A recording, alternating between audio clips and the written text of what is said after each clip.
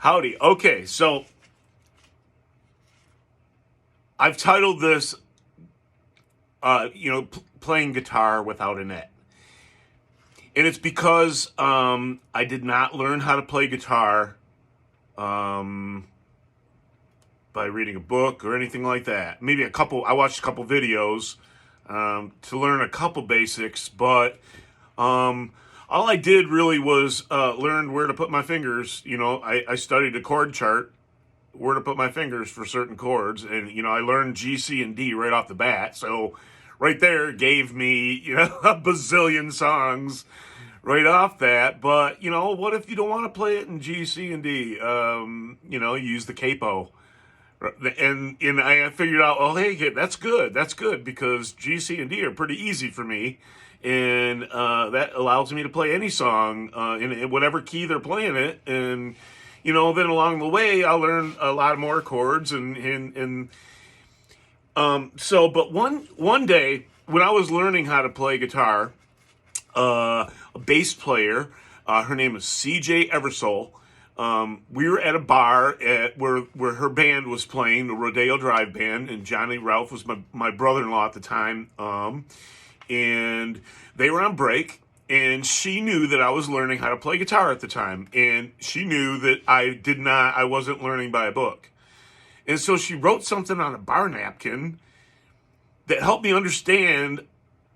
It was a big key to helping me understand music and guitar. All right, so she wrote this on a bar napkin. I don't know if you can see it, and I'm not exactly sure if it's totally right, but it's the progression of notes. See how it goes from A to B flat to B to C sharp to D sharp to E to F sharp to G sharp. That may be wrong in a couple spots, especially the B spot. I'm not sure if it's B flat or you just go to B. I'm not exactly sure. But it helps to know that because you can tell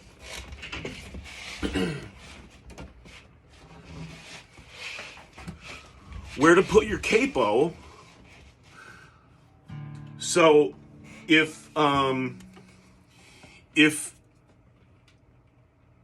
you're very comfortable playing the G, C, and D shape, and so which in turn makes you very comfortable playing songs that are just these chords in that shape.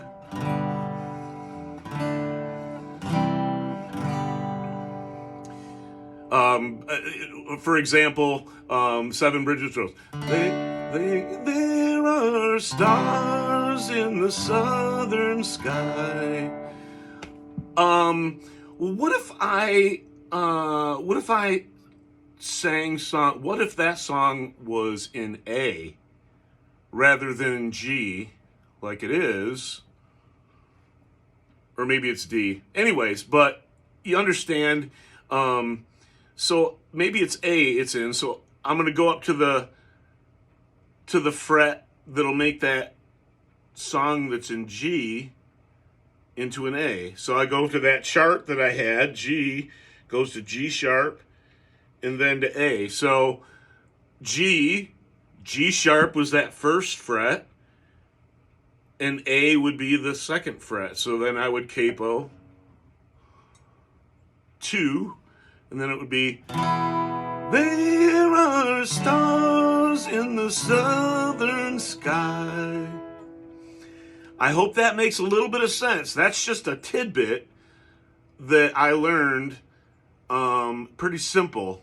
A simple tidbit that I learned when somebody just wrote it on a bar napkin for me. And I kept the bar napkin around for a long time, and then I just kind of, I kind of knew that there was a little, there's squirrely chords in there. And why? I don't know why. I hope you understand that. I don't know why that is that they skip. Why there's not A flat, or why is G sharp called A flat? Or if you get an A flat, well, it's the same thing as a G sharp. Or A sharp.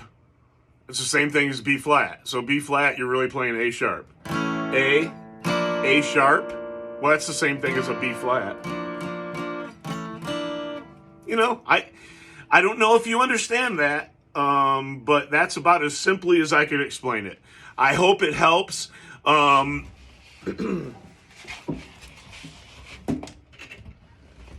want to say a few things about the Time Travelers Music Group on Facebook. You can come watch us there, and if you are into some great music, our friends, the Camisas, they have a band out of Flint, Michigan, and they have a hot new song. It's called "Gas Station Girl." Look them up. They're on Spotify and YouTube and all that. So, the Camisas, and look up the Time Travelers Music Group. Peace, love, and togetherness. I hope you get a lot out of this, Nikki Barrett.